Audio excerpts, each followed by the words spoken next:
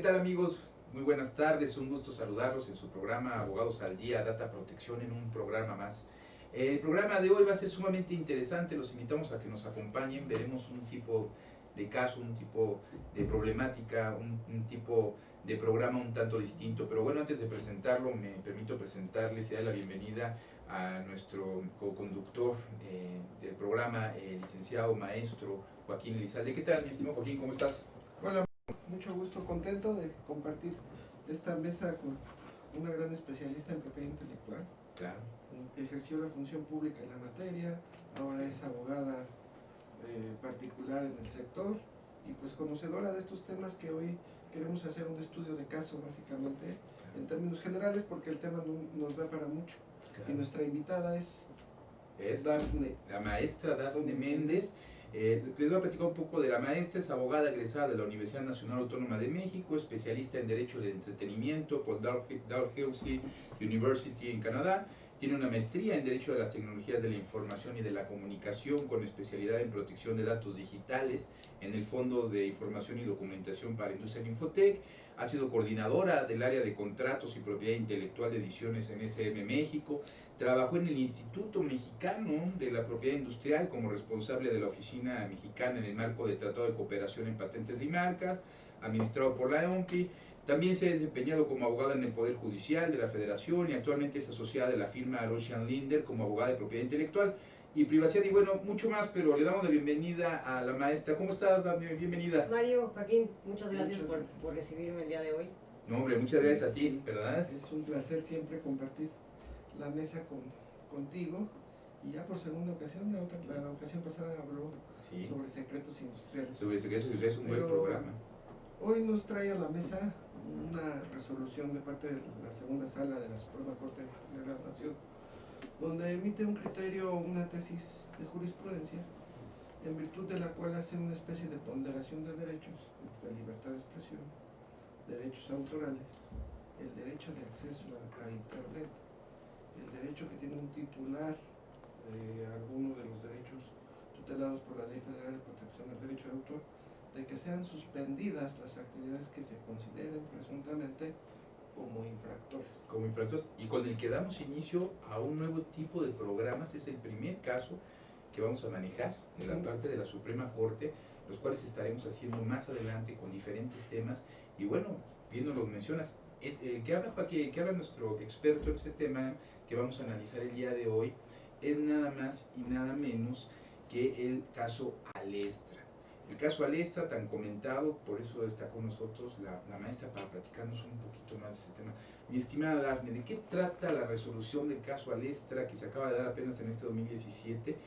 ¿Nos podrías platicar un poco al respecto? Muchas gracias. Pues ya con ese preámbulo, la verdad que dan ganas de escuchar el programa, suena interesante. Pues la verdad es que es un caso recién salidito, es una resolución casi que recién salida del horno y se han publicado recientemente en junio, en el mes pasado se han publicado varias tesis justamente que hablan de los alcances de la libertad de expresión, cuáles son sus límites, y también todo esto analizado desde a la luz del caso en particular, pensando en las páginas de internet, en los proveedores de internet y en cómo ponderar otros derechos que pueden ser infringidos con el uso de internet, ¿no? Pues el asunto se remonta al Instituto Mexicano de la Propiedad Industrial, toda la historia empezó ahí. Querían imponer medidas en contra por una resolución del INPI en 2015, se resolvió que por un uso no autorizado de contenido en materia de derechos de autor, era necesario imponer como medida una leyenda en la página de internet que se llama My Music. Esta leyenda es un poco pues haciendo el símil de lo que ocurre en la vida real cuando se aseguran establecimientos, cuando se ponen sellos de clausurado, ¿no? Como una de las facultades que tiene el instituto al imponer sanciones. Pues, el instituto resolvió que era procedente imponer como medida en contra de Alestra que se pusiera una leyenda, y traigo por aquí la leyenda que Por parte del Instituto Mexicano de Propiedad Industrial? Perdona. ¿Por el parte del INPI? Es por parte del instituto, sí. Si me permiten, me gustaría hacer una pregunta a los dos que conocen perfectamente estos temas.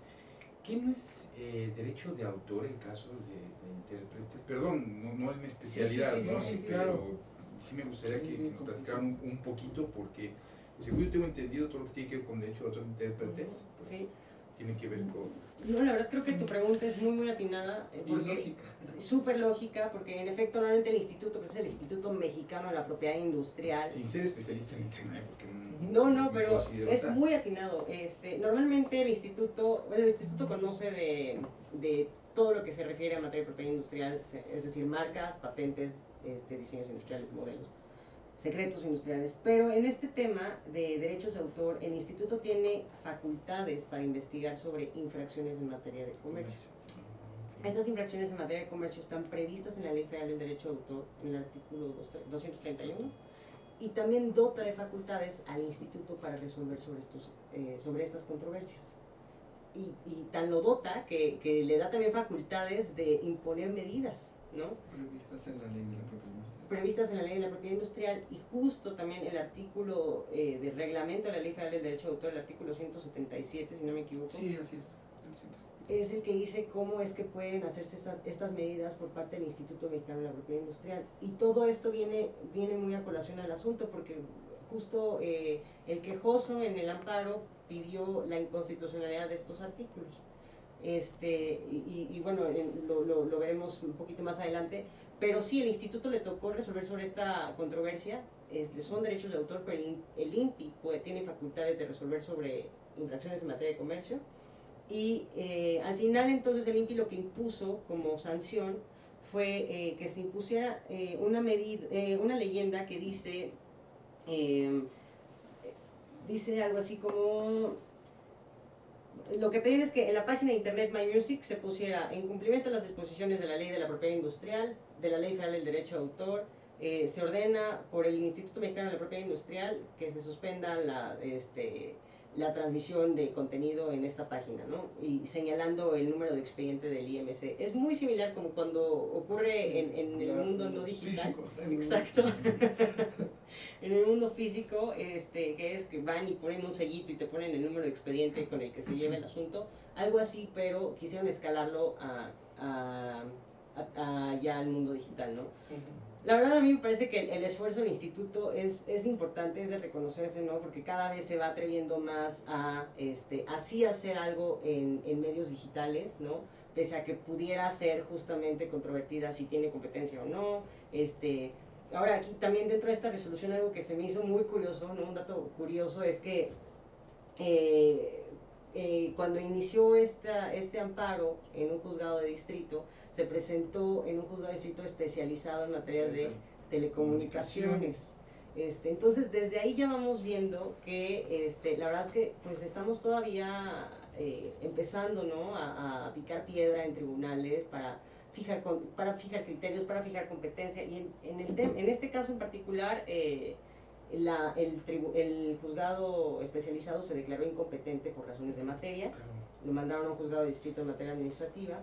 Pero yo creo que la confusión del quejoso vino en el sentido de que él se trata de un proveedor de servicios de internet, ¿no? Entonces, como un ISP, y como sus prácticas son de telecomunicaciones, yo creo que por eso ahí vino la confusión, ¿no? Pero el problema es sí, bueno, a vista, sin ser especialista, pues es de fondo, no es de forma, ¿no? Entonces yo creo que ahí desde que se habría que ver la manera o por qué los asesoraron en foros en telecomunicaciones, cuando el mundo del internet es el fondo, la forma son cuestiones técnicas. Es un poco de los puntos quisquillosos que esta resolución que queremos comentar aquí. Precisamente la falta de uniformidad normativa es lo que crea este tipo de disparidades en los criterios de aplicación de la norma.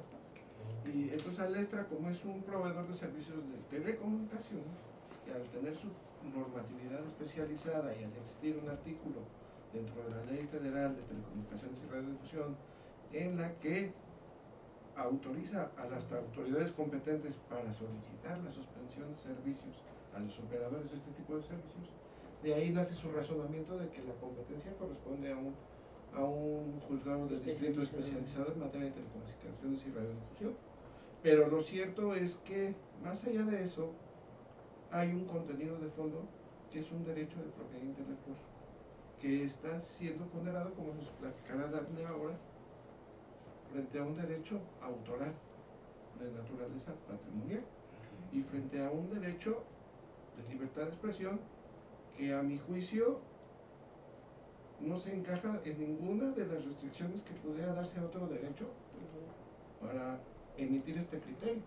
Pero ahorita vamos a que nos platique. Interesante. Entonces, un poquito para recapitular a nuestro público, pues justamente las partes que tenemos aquí es, por un lado, el instituto que ordena esta resolución para que Alestra, como proveedor de servicios de internet y que hospeda el contenido de esta página, que es mymusic.com, ponga esta leyenda de que el contenido de dicha página se suspende por en cumplimiento a la ley de propiedad industrial y la ley federal del derecho de autor. Entonces, con esto, Alestra se va a un amparo indirecto.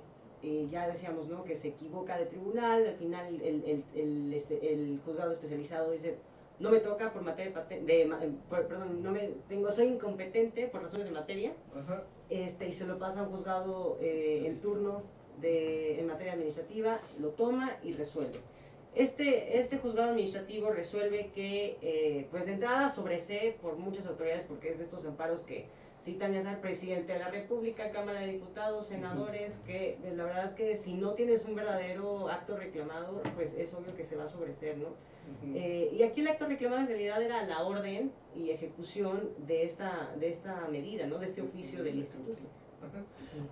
Para seguir y nuestro público no especializado comprenda un poquito qué es una medida cautelar y por qué el INPI las impone. Sería bueno que nos explicaras un poquito. Sí, por supuesto.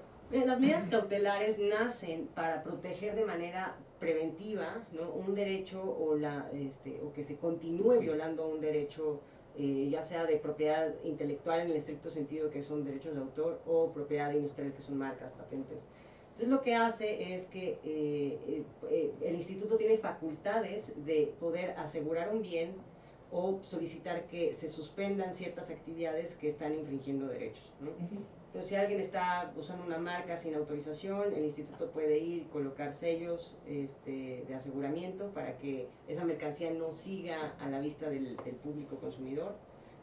O, por ejemplo, hay casos, ¿no?, de derechos de autor cuando hay eventos masivos como conciertos, ¿no?, y no hay un pago de licencias. El instituto también tiene facultades de suspender el concierto, solo que eso casi siempre llega a una negociación, ¿no? Y es muy importante decir que la propia normatividad en materia de derechos de autor, en materia de infracciones de comercio, le da la posibilidad al afectado de levantar esas medidas cautelares. O sea, hay un mecanismo previo.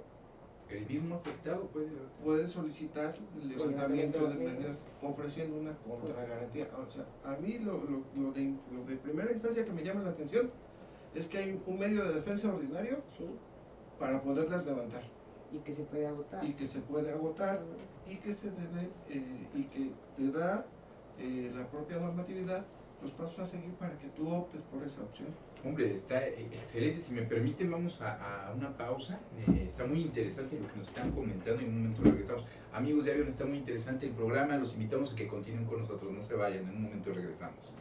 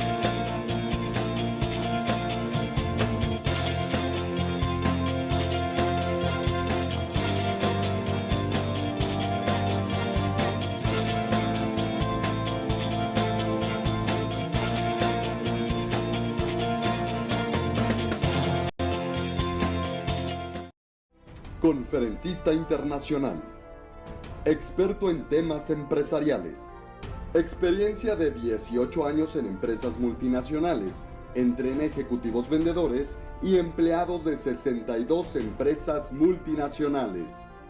Conductor del programa Líderes en Acción en Astele.tv.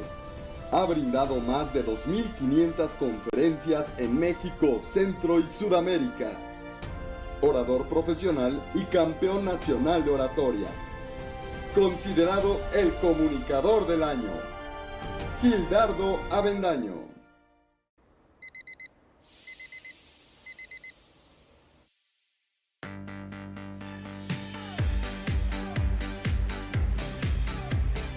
Cuando la vida te pone a sudar, hidrata la vida. Electrolit, científicamente hidratante.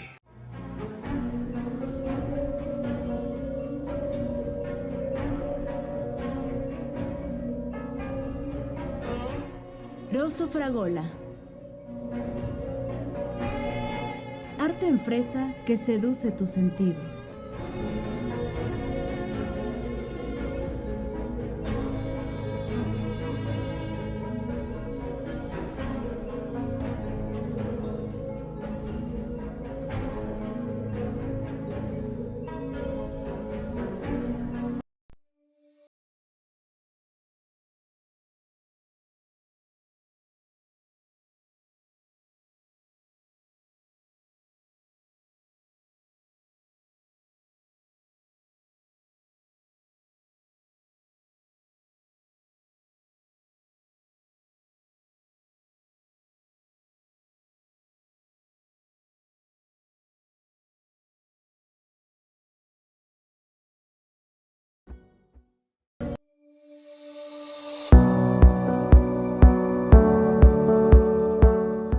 Amigos, ¿qué tal? Continuamos en su programa Abogados al Día, Data Protección, con este tema tan interesante de la resolución de la Suprema Corte en el caso Alestra.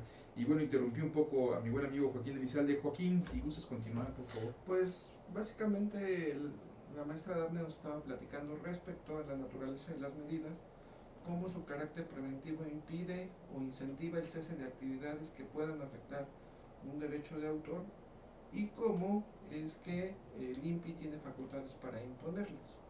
Cómo este sistema permite que incluso a nivel digital puedan llevarse a cabo y ejecutarse hasta hoy, hasta antes de este criterio, restringir un contenido ilícito por naturaleza, ¿no? Eso no hay que perderlo de vista porque lo que se presume es la comisión de un acto ilícito, de una infracción administrativa en materia de derechos de autor que nada o muy poco tiene que ver con la libertad de expresión, que no hay que confundirla, ¿no? Porque la libertad de expresión tiene sus propios límites y restricciones que ya veremos, y donde prevalece la real malicia sobre cualquier acto como elemento fundamental para determinar la restricción de este derecho, cosa que a mi juicio nada tiene que ver, por mucho que haya comentarios respecto al contenido subido, el contenido de lo que los usuarios de esa página comentaron al respecto, etcétera, porque ellos su derecho a expresarse lo ejercieron ya. Y se está determinando, y la Corte determinó sobre esto, pero mejor que Dafne nos precisamente eso nos comentaba la maestra, platicábamos justo antes de estar del programa, y también platicábamos algo, David, bueno, no sé si quisieras ahondar un poco más en lo que nos acaba de comentar el maestro Joaquín Elizalde. Sí, claro, pues solo para puntualizar otra vez, recapitular para nuestra audiencia, porque es que es una resolución que tiene varias aristas, ¿no? Ya lo decíamos desde un principio. Habla de libertad de expresión, habla de derechos de autor, habla del INPI, sus facultades, los alcances de una medida cautelar, y justo puntualizando, cerrando el tema de lo que es una medida cautelar, la propia ley establece que, o sea, la naturaleza de las medidas cautelares, como decíamos, es cuidar el patrimonio, ¿no? de un titular que sea legítimo, ¿no? Ahí es donde me brinca, claro, perdón que te interrumpan, en cuestiones, por ejemplo, de comercio internacional o en cuestiones laborales, al tomarse una medida cautelar, la naturaleza proviene de parte de la misma autoridad para garantizar el pago o la resarcición del daño de la persona afectada. A mí me brinca mucho aquí cómo existe la posibilidad de que pueda levantar la persona acusada, sin haber resolución del juez, una medida cautelar, por más garantía que haya.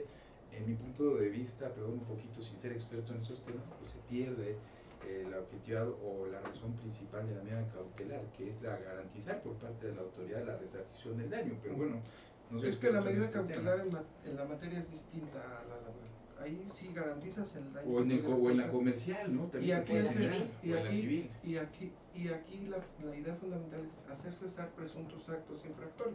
Perdón que les pregunte, que sabes las preguntas, porque Ajá. creo que hay muchos amigos abogados Ujú. que no son especialistas en el tema No, sí. y que está bien que conozcan porque se pueden confundir un poco Ujú. con estos Sí, aquí la términos. naturaleza de la medida cautelar es hacer cesar presuntos actos infractores de un derecho que previamente yo debo acreditar Es tener correcto. la titularidad. Sí, es eso. o sea, el derecho, el Estado defiende, o sea, la naturaleza y razón de ser del Estado es defender, ¿no? A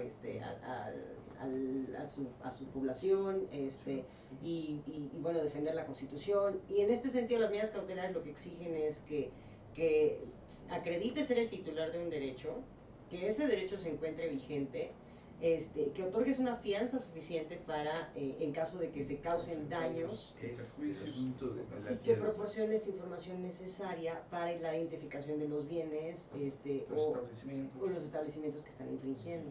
Ahora, perdón también, alguna otra duda, perdón, voy a seguir como No, un está bien. experto, un poquito como Lo que sí, escucha. antes, previo, es que si bien el titular del derecho, que ya lo justificó ante la autoridad, puede llegar a la imposición de la medida, y el presunto afectado tiene la posibilidad de contragarantizar. Esa posibilidad, ¿por qué se le da? Porque hay una garantía de audiencia que se debe agotar, y la ley es respetuosa de esa garantía de audiencia, ¿no? Ok. Entonces, sin determinar el fondo del asunto, o sea, Sí, nada claro. más provisionalmente te digo que no puedes hacer esta conducta y que la otra parte puede levantar esta imposición que yo hago. Pero ya en el fondo será una cuestión diferente donde ya analizaré, una vez cerrada la instrucción, Sí, todos los bueno, elementos sí. probatorios con los supuestos legales aplicables, la jurisprudencia, etc. Ahí es precisamente el punto que era tocar para cerrar de la garantía de audiencia, porque Ajá. ¿dónde está el derecho? ¿No? La audiencia por parte de las dos. Ya nos acaba de decir que la garantía se cumple. Sí. Ahora, perdón, soy muy pregunto en estos temas, que quisiera, y que de hecho te lo comentaba antes de iniciar el programa porque me brinca mucho, Ujú. Daphne. Decían que están sobre Alesa. Alesa es un proveedor de servicios. Es un Así proveedor es. de servicio. Y no hay que perder de vista que además esos servicios son de interés público.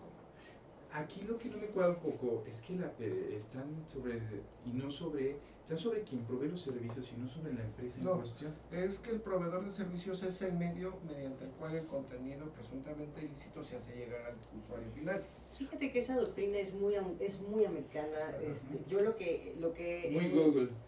tiene que ver, sí, o sea, cómo se han resuelto otros casos que no sean precisamente de propiedad intelectual, como el de datos, el de Google, el derecho al olvido, Sí. que se van en contra del grandote y no le pegan al chiquito, ¿no? Y o sea, ahí el ejemplo está muy claro, ¿no?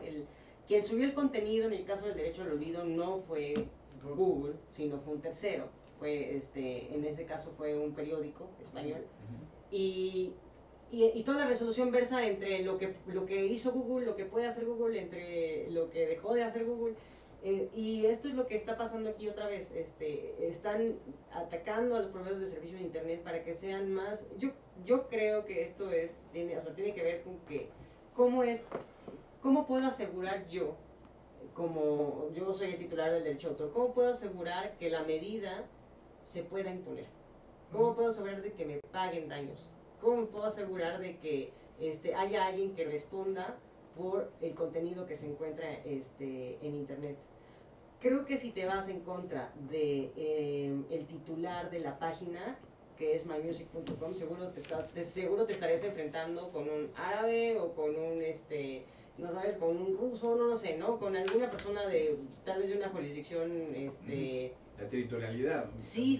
O sea, la verdad es que creo que hay mucho que leer entre líneas, pero a mí me parece que el hecho de imponerle esta medida al Lestra asegura que se pueda, de alguna manera garantiza, es más fácil que se pueda bajar el contenido porque son los proveedores del servicio, porque son los que hospedan el contenido y, como decía Joaquín, son quienes prestan los medios para que se cometa el ilícito. Y esa es una medida muy americana. A mí yo lo que he revisado de pues, resoluciones, por ejemplo, en Canadá o en Estados Unidos, es que quienes prestan los medios para que se cometa el ilícito son responsables, ¿no? De aquí hay una responsabilidad objetiva, compartida. Sí, de fe, Pero bueno, aquí yo lo que la imposición fue para el titular de la página. Pero ¿quién podía dar cumplimiento a esa imposición? Era el proveedor de servicios. Realmente Alestra no fue un sujeto directo de la imposición, solo se le notificó que debía dar cumplimiento a esta imposición. Como tercero. Como tercero. No como titular de No los como, derechos. ni como parte dentro del procedimiento en sentido estricto formal. No era presunto infractor, ni era presunto actor. Era un tercero al que el INPI le solicitó, con las facultades que le da la ley, de requerirle al tercero que diera cumplimiento a esa imposición de medidas cautelares. Qué bueno que haces la aclaración, porque muchos medios de comunicación, tanto en internet como en papel, ponían como presunto titular o responsable a Alestra. De hecho, todavía en las revistas de las playas muchos aparecen. Amigos, pueden ver, no, se siguió manteniendo la titularidad. Y aquí a mi juicio, salvo que darme a entender lo contrario, el actor dentro del procedimiento del INPI pues siguió las formalidades de ley y dio cumplimiento a todas y cada una de ellas. Y Alestra no tenía por qué sentirse afectado, porque primero no es titular del derecho a la información. ¿Por qué? Porque él provee un servicio de telecomunicación. Ni siquiera es un organismo de radiodifusión. Provee un servicio de telecomunicación. Uno, es un proveedor de servicios de internet. No es titular, solo es el medio. Y tercero, él qué interés tenía, interés actual legítimo y directo, para recurrir a una determinación del INPI donde solo le está requiriendo que dé cumplimiento a una orden. Él alega, entiendo en el amparo, una imposibilidad material porque vulneraría otros derechos, que es lo que nos trae aquí. Sí, o sea, Alestra se va por la puerta grande y dice libertad de expresión, ¿no? Y cuando abre la puerta de libertad de expresión es cuando empieza el debate de si es correcto permitir que las autoridades empiecen a hacer una censura en internet, ¿no? Y es cuando se hace esta ponderación de derechos. ¿Qué debe prevalecer? El acceso a internet, el derecho a la información en sus tres expresiones, como lo son el derecho a ser informado, el derecho a informar, que es la libertad de expresión, o el derecho a recibir información. Y qué debe de prevalecer, ¿no? Y es cuando se hace el debate y cuando convencen a la Corte para que tome el asunto en revisión, ¿no? Porque al final el juzgado, en la instancia del juzgado administrativo, ya se había determinado que sí se había amparado para efectos únicamente de que dejaran subsistente la imposición de esta medida, ¿no? Entonces ya en la revisión lo que se ponen a estudiar de fondo es los alcances de la libertad de expresión frente a una medida o frente a los derechos de autor. Y es entonces cuando empiezan a hablar de que México se trata de una sociedad democrática y para que impere esa democracia es necesario permitir que existan contenidos que no son ilícitos en el sentido de que no son delitos reconocidos por el derecho internacional. Sí, pueden, o sea, en algún momento pueden considerarse contenidos ofensivos o contrarios a otros derechos. Pero como tal no hay una obligación de las autoridades para eliminar o para bajar ese contenido. Si estuviéramos hablando de pornografía, por ejemplo, ahí la obligación es clarísima, ¿no? Ahí los derechos afectados son muy evidentes. Pero en este caso, ¿no? Cuando no ha habido, cuando no se ha comprobado si tienes o no licencias o si tienes o no derechos sobre estas obras o si el titular de las obras realmente acreditó, o sea, como decía Joaquín, ¿no? Cuando no se ha resuelto toda la controversia sobre los derechos de autor, o sea, la pregunta es viable imponer o no una medida que va a impedir que exista un contenido en internet y que va a de alguna manera vulnerar el derecho a la información y la libertad de expresión del resto de la población. Sí, yo creo que lo que nos dices es muy importante. ¿Cómo entró la Corte a analizar estos derechos. ¿Cómo la convencieron, no? Sí, el primer incentivo que se da es por parte del quejoso. Ujú. Que dice, hay un derecho de acceso a Internet, hay un derecho a la libertad de expresión, hay un principio de neutralidad de la ley frente a un derecho de autor que, bueno, pues quién sabe, ¿no? Porque es medida cautelar, en fin, no sabemos si en realidad sea una conducta infractora. Yo creo que a mi juicio, y es algo que ahorita Dafne nos platica de detalle, la Corte descontextualizó y desnaturalizó el La derecho controversia. de acceso a Internet. Porque una cosa es tener derecho a acceso a Internet y otra muy diferente, tener derecho a acceso de contenido Sí, son dos cosas Infractor, completamente ¿no? distintas. Tienes toda la razón. que yo no te permite el acceso a un video que está subiendo contenidos protegidos por copyright y YouTube lo bajé, eso no quiere decir que yo estoy vulnerando tu derecho de acceso a Internet. No sigues teniendo derecho Ujú. para poder Claro. estar ahí. Y el hecho de que el video no sea transmitido no puede vulnerar tu facultad de dejar un comentario al pie del video, ¿no? Entonces son cuestiones muy sutiles que a mí lo que denota es precisamente que quien ha resuelto este caso son migrantes digitales, no son nativos digitales. Y por lo tanto desconocen cómo se dan las cosas dentro del ambiente digital. Y allá a niveles de la Suprema Corte a veces ni migrantes digitales, porque digo que hay personas que no saben ni manejar una computadora, ¿no? Y están ministros, pero bueno. Entonces, pero bueno, Dafne, ¿tú qué consideras respecto a...? Si nos permite, regresamos en un minuto para que no interrumpiera No, a está Dafne perfecto, está y perfecto. nos hagas el favor de regresar con la respuesta. Claro que Sí. sí. Amigos, continuamos su programa Abogados al Día y ahorita está interesantísimo, no se vayan, en un momento continuamos. Gracias.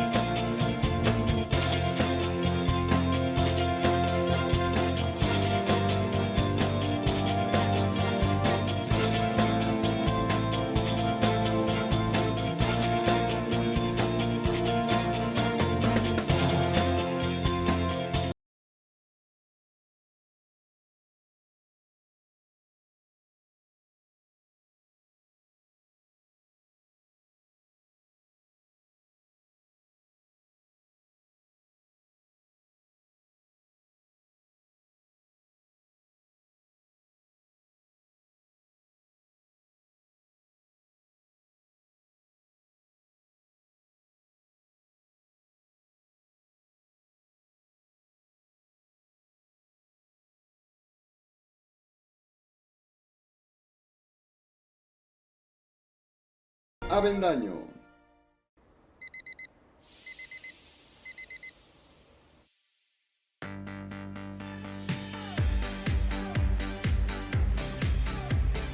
Cuando la vida te pone a sudar, hidrata la vida. Electrolit, científicamente hidratante.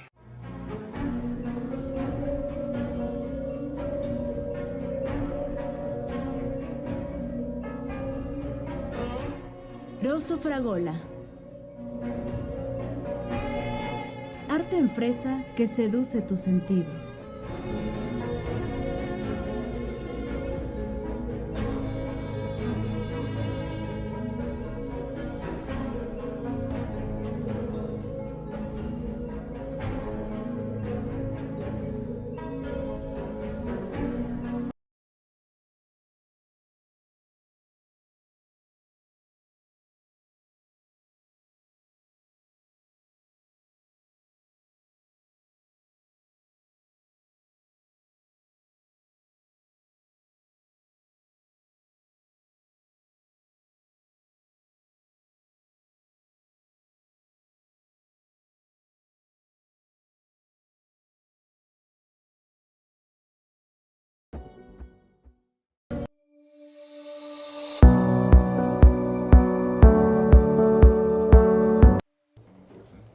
Amigos, continuamos su programa Abogados al Alta Protección, este tema tan interesante. Interrumpí a mi buen amigo Joaquín Elizalde que iba a hacer una pregunta a la mesa de Dafne Méndez. Adelante, mi estimado Joaquín. Pues ya propiamente ya vimos el contexto entre derechos de internet, derechos de libertad de expresión, en la censura previa no, que el derecho de autor, que fue lo que genera esto bajo la normatividad del derecho de autor, que mucho trabajo ha costado adaptarle al ambiente digital. Sí.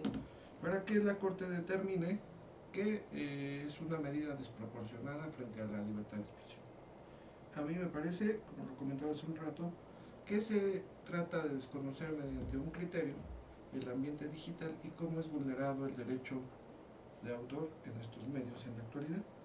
Pero para mayor precisión, maestra, ¿por qué no nos precisas cuáles son los principios o los ejes rectores de esta determinación de la segunda sala de la Suprema Corte?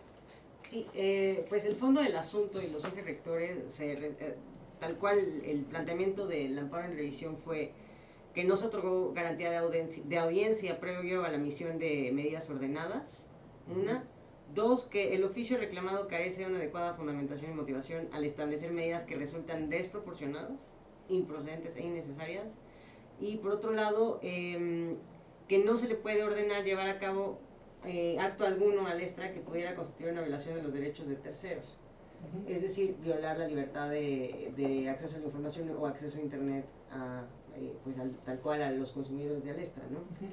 Y digamos que las palabras clave que podemos tomar de esta resolución es esta resolución se escuda con la neutralidad de la red, ¿no? Aduciendo que el Estado no puede empezar a meter mano en internet y que el contenido debe seguir siendo libre. A mí me parece muy peligroso resolver en ese sentido. Y en este punto yo quiero citar a uno de nuestros maestros que nos hablaba de la teoría de las puertas abiertas. ¿Se acuerdan del doctor Nava? Sí, claro. Que cómo nos ejemplificaba muy bien este tipo de casos. Es decir, tú estás en tu casa y por algún motivo, porque tienes calor, porque se te olvidó, porque simplemente quisiste dejar abierta la puerta de tu casa, puede llegar alguien y tomar lo que quiere y llevárselo. Pues eso mismo sucede en internet, ¿no? No es así. No es así, nadie puede tomar algo y subirlo a internet porque quiera. Existen derechos y existen límites a esas libertades, ¿no? Entonces, tomando como ejemplo esa teoría que tanto nos planteaba el doctor Nava, pues yo creo que aquí no la consideran.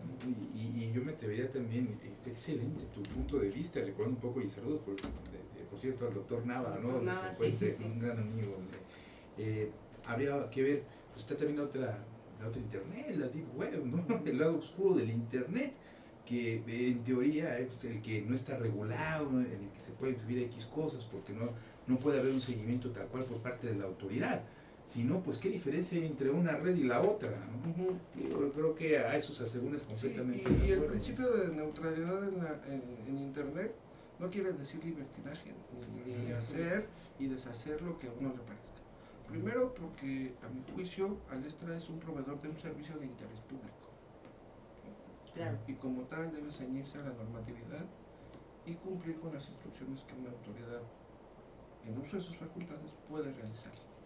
Y que al final, en ese sentido, o sea, al perseguir intereses de interés público. De interés público, o sea, la Ley Federal del Derecho de Autor está fundada en un interés público, ¿no? Los derechos de autor son derechos humanos reconocidos por la Constitución, Y me parece que esta resolución, si quieren pasamos a las críticas constructivas, ¿no? A esta resolución le faltó hablar sobre derechos de autor. O sea, realmente era un tema que venía de una infracción en materia de comercio, ¿no? Y que la carnita del asunto son los derechos de autor. Y la verdad es que no pasa el artículo 28 constitucional en el estudio, pero pasa totalmente desapercibido. Por un lado. Por otro lado, no hicieron un análisis que fuera más adecuado respecto a los alcances que tiene el instituto para la imposición de medidas cautelares. Me parece que la ley no impide al instituto para imponer este tipo de leyendas. Creo que era la oportunidad de oro, ¿no? Para sentar las bases, en lugar de ponerle los límites a la libertad de expresión o sentar criterios de cuándo sí se debe bloquear un contenido o no. Creo que se debieron de haber hecho lineamientos más claros para la imposición de medidas en páginas web. Ese era el tema, ¿no? Claro, ese era el tema. ¿Cómo es que sí? Y cómo es que se puede, de alguna manera, cómo es que se pueden salvar los derechos de autor y sin afectar del todo los derechos de libertad de expresión. Y haciendo el ejemplo que ponías de las páginas de YouTube, la verdad es que es el día a día, la verdad la industria en internet se ha fijado y ha buscado mecanismos que sean muy prácticos y eficaces y baratos, ¿no? Porque pues también esto les representa un gasto para evitar este tipo de controversias, ¿no? Y lo que hacen es su cease and desist, ¿no? Te envío un correo o dentro de los mecanismos que la página provea, te envío una nota diciéndote que tu contenido está vulnerando mis derechos, lo acredito, listo, se va a hacer. Y te da la garantía de audiencia además, porque no por descontado, ¿no? Te dice, a ver, tú, titular del canal, infórmame qué derechos tienes porque aquí hay alguien que se está quejando. Claro. Sí, y evidentemente mucho del contenido ilegal pues nunca acredita y es cuando ya entra Franco. Pero aquí en la resolución de la Corte, yo no veo el estudio del artículo 28, noveno párrafo, no veo el estudio del artículo 4, no veo el estudio del artículo 27 de la Declaración Universal de los Derechos Humanos, no veo el estudio del artículo 15 del Pacto Internacional.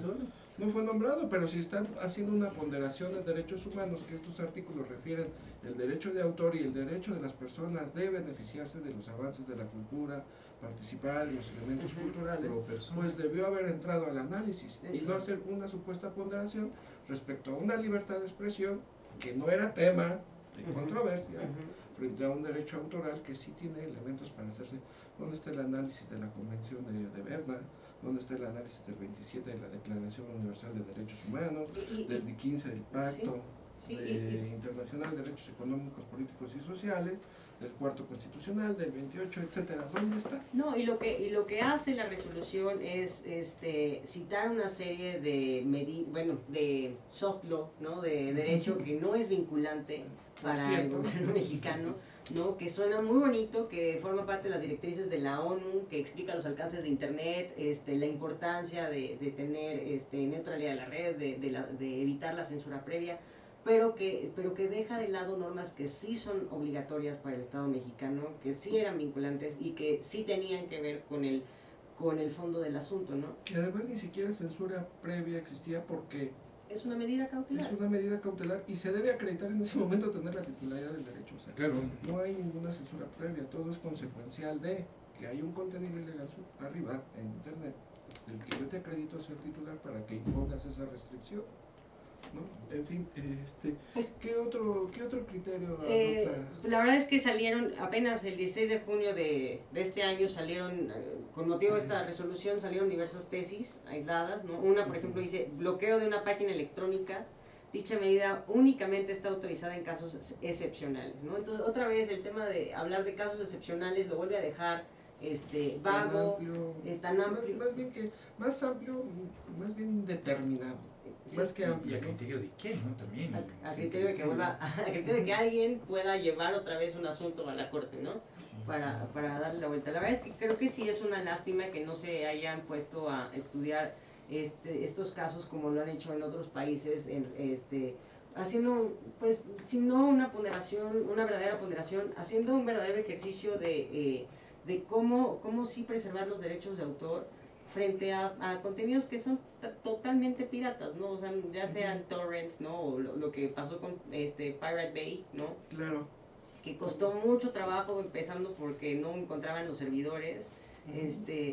O sea, la verdad es que en materia de derechos de autor, nuestra ley es ya bastante vieja, y que esa ley haya podido ser estirada para llegar a resolver sobre cuestiones digitales, me parece que es una lástima que no se haya aprovechado la oportunidad para hacer el símil, ¿no? Que decías de, a ver, pues una cosa es que haya libertad de expresión, otra cosa es que haya derecho a internet y que sea un derecho constitucional, y otra cosa es que tu página esté subiendo contenido protegido por derechos de autor sin pago de licencias, sin autorización, y que además fomenta la piratería, ¿no? Sí, eso es muy importante porque lejos del ámbito técnico, ¿qué mensaje se da a quienes se dedican de manera habitual a este tipo de prácticas nocivas? Claro, va a haber un mercado el cual no va a estar regulado. Va a estar abriendo y cerrando páginas. Sí, claro. Y todo porque aquí quien jugó un rol fundamental fue el proveedor de servicios, ¿no? O sea, fue Alestra que fue que... Claro, ellos quisieron limitar las facultades o que se quedara claro, ¿no? Pero yo creo que la Corte excedió mucho la interpretación de este derecho a la libertad de expresión y bajo esa dinámica lo está estudiando. Desafortunadamente, nada más aparece derecho de autor en algunos criterios, pero como referencia para poder encontrar la tesis, pero que no hay un estudio del derecho de autor como tal, ¿no? A mí también me llama mucho la atención en el sentido de que imaginemos el ambiente físico como es. En una tienda determinada se venden productos pirata, ilegales, que violan derecho de autor. Imagínense que ustedes van al INPI y solicitan que se notifique al dueño del establecimiento que cese la venta de esos productos de manera provisional porque hay un titular que ya solicitó que no se vendan productos. Imaginen ustedes que el arrendador del inmueble fuera a la Corte y decir, ¿sabes qué? No lo puedes afectar porque hay un derecho de tránsito. No puedes ponerme un sello de clausura porque ¿qué van a opinar los demás de mí? Entonces, eso trasládalo en el ambiente digital, que fue lo que sucedió. Entonces, para mí es muy preocupante que en alguna nota periodística decía, la Corte resuelve salomónicamente. ¿Pero en función a qué? Sí. Y eso de salomónicamente, pues no sé qué tanto será ley, ¿no? Y que la misma Corte lo esté realizando. Para mí sí es importante. No, la crítica de la prensa en ese sentido sí fue, o sea, la verdad yo no encontré una nota periodística que apoyara la resolución de la Corte. Fue una resolución que dio para mucha crítica, especialmente porque sin pensar en que se traten de derechos de autor, el tema de privilegiar en este caso a una parte que no estaba, o sea, que no formaba parte del fondo del asunto, ¿no? Como era parte, ¿no? Sí, como lo es el proveedor de servicios, pues la verdad es que deja mucho que pensar, ¿no? En cuanto a cómo es que un asunto puede llegar a ser revisado por la Corte, ¿no? Cómo es que un asunto que empezó siendo de derechos de autor terminó hablando de libertad de expresión e internet. Yo creo que el giro que hicieron fue de magos, ¿no? Sí, es difícil entenderlo, es difícil sobre todo para quienes nos dedicamos a defender titulares de derechos, que mucho hace el esfuerzo para mantener una industria, proveer empleos, pagar salarios, contratar talento, contratar medios de comunicación, publicidad, etcétera, para poder tener un producto de calidad a un usuario final, y otro se beneficia de toda esa actividad que se genera, ¿no? Entonces, eso yo creo que no se ponderó frente a que sí puedes dejar tu comentario en un sitio que viola estos derechos. Está muy cuesta arriba este criterio. Esperemos que haya oportunidad de pelearlo, seguir impulsando, ¿no? Lo que deja más claro, o sea, creo que la moraleja de esta historia es en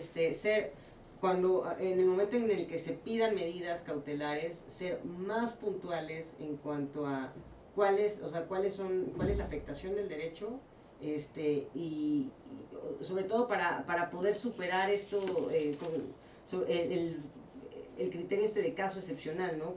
Convencer desde la instancia del Instituto Mexicano de la Propiedad Industrial, convencerlos de que se trata de un caso excepcional, ¿no? De un caso que merece una protección, de un caso que merece una medida cautelar porque la vulneración del derecho existe, porque es inminente o porque se puede continuar haciendo, ¿no? Entonces creo que el trabajo que nos queda después de esta resolución es ser más puntuales desde la medida, ¿no?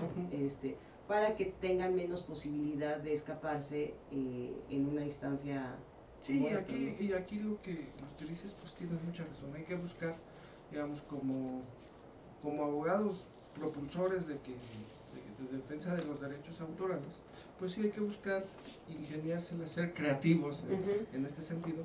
Nada más que la Corte, pues con esto, el principio de protección automática del derecho de autor, pues se denota que no lo conoce, ¿no? Porque nos está poniendo una serie de formalidades para acreditar los casos de excepción que le contraponen este principio, ¿no? No, pues vaya, aquí hemos tenido un programazo con la visita de la licenciada. Y además otro principio, el principio indubio pro autoris, tampoco se reconoce. No, nada de derechos de autor se tocó en esta resolución. No, pues amigos, ya vieron el programa, el día de hoy hemos aprendido muchísimo en cuanto a derechos de autor, ante el caso Alestra, una opinión completamente diferente de expertos sumergidos completamente en este tema. Por eso ha sido tan importante la opinión y la invitada que tenemos el día de hoy, la maestra Dafne Méndez. Dafne, muchísimas gracias por haber estado con nosotros en el programa. En verdad es un gusto y esperemos, ya Joaquín te hará la invitación para otro, ¿verdad? Posteriormente, ¿verdad?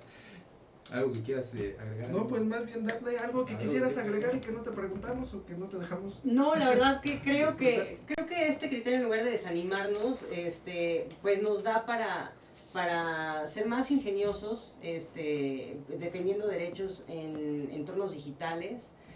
Nos da para que seamos nosotros los que les demos el ejemplo a los tribunales con demandas que estén claramente fundadas en derecho, que sí sea vinculante, sí, claro.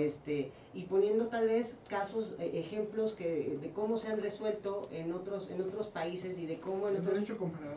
El derecho comparado creo que urge que se haga más presente, urge nutrirlo, urge que las autoridades estén más empapadas de que y justo esta comparación que se da mucho en el entorno digital y sobre todo en el tema de datos personales, ¿no? Porque es un entorno donde apenas nacen los criterios.